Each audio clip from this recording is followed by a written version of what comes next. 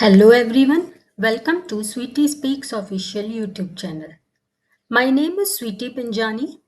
Today we are going to see a roadmap for verification roles, especially for freshers. Let's start with what are the educational qualification you will need for verification roles. Since it's a electronics domain, bachelor's in electronics engineering or related field is preferred. Best if you can do masters in VLSI or some related field. And some people go ahead and also do PhD or research in VLSI or related field. These are the qualifications needed.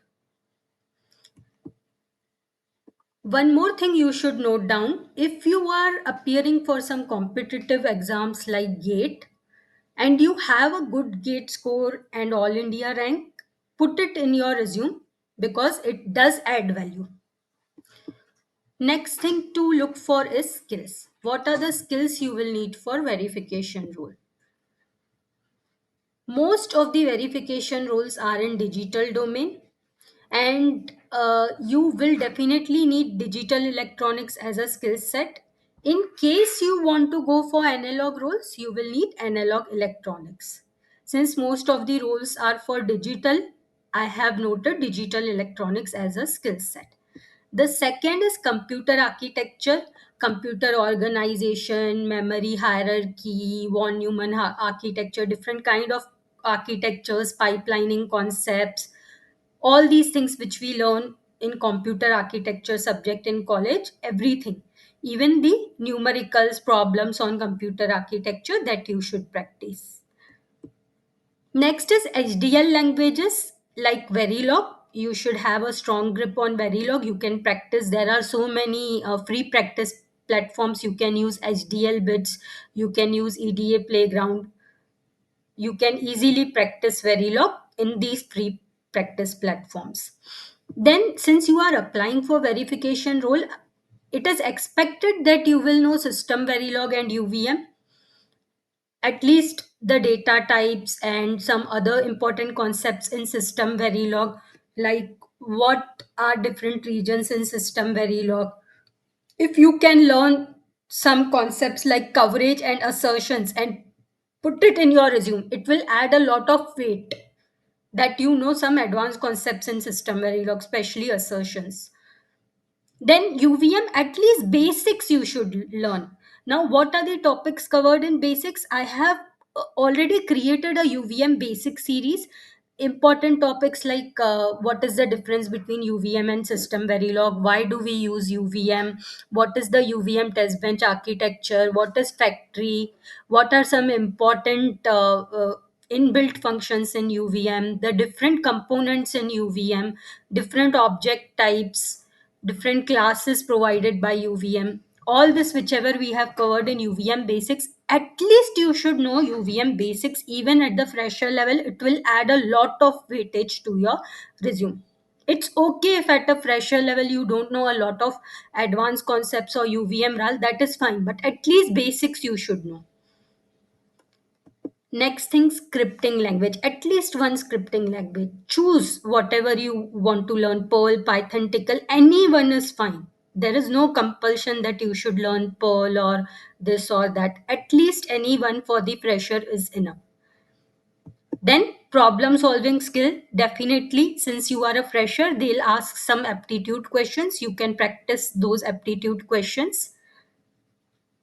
These are some of the very important skill sets, non negotiable skill sets, which are required for verification rules. Next, let us see from where are you going to study. We have covered the study resources in detail. If you see, there is one getting started with VLSI series on the same YouTube channel, Sweetie Speaks Official by Sweetie Pinjani. There also we had discussed about books, free online resources, and a lot. I'll just give you a gist again. A lot of things are covered in academic like digital electronics nowadays, even Verilog. In some colleges they are also covering System Verilog, computer architecture for sure. So whatever you learned in college, same concepts, same academic books you can refer. Then there are a lot of tutorials on NPTEL. Even we have covered important tutorials on NPTEL, especially for verification domain and VLSI, other VLSI domains also. There are tutorials on physical design also. If you go to NPTEL, you can see all these courses, and I have covered all these important courses. Again, in getting started with VLSI series, you will find a tutorial on NPTEL courses also, and these are all free resources. Then there are a lot of verification websites, like if you go to verification academy testbench.in, you can get a lot of tutorials there also. There is also a tutorial on UVM basics, there is some tutorial on system verilog. You can log into verification academy with your college ID and access these. As far as I know, the generic IDs like Gmail don't work. I used to log in from my college ID, and with the help of that college ID, I used to log in and I used to learn these tutorials when I was in college. Then a lot of LRMs and cookbooks are there, like System Verilog, LRM cookbooks. Again, you can download it from websites like IEEE Verification Academy using your college email ID. Then there are a lot of other free online tutorials, like you can see in Sweetie Speaks Official. We are covering a lot of tutorials on verification, really a lot, which are more than enough for freshers. So you can make best use of these free online tutorials also. Now, academic projects also matter for fresher.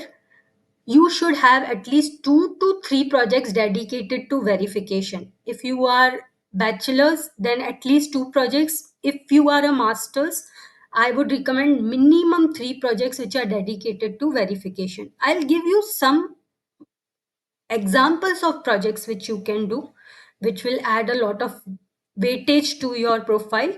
First, RISC-V is very hot topic nowadays in semiconductor. If you can do any project of RISC-V, say for example, you can just take pipeline of RISC-V and try to design it, or take a ready-made code of RISC-V. There are a lot of open source code. Since RISC-V design itself is open source, you can find some open source code, take it and try to improve. Maybe you can try to optimize the power performance, or you can do one thing. You can you there are a lot of pipelining hazards, so you can provide a solution for some pipelining hazards.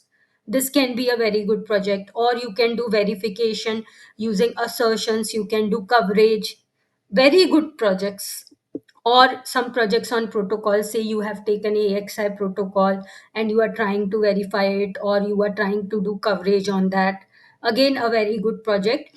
And please note, if you use techniques like I am saying coverage and assertions in your projects, it adds a lot of value. Because you are a fresher, still you can do coverage and assertion, it will really add a lot of value to your resume. How are you going to apply for the verification roles as a fresher? You definitely need referrals. That's why you need to connect to industry experts. LinkedIn is one of the best platforms to do that. Connect to the experts working in your domain of interest. Send your resume to HRs and hiring managers. You also need to apply on company career portal by yourself.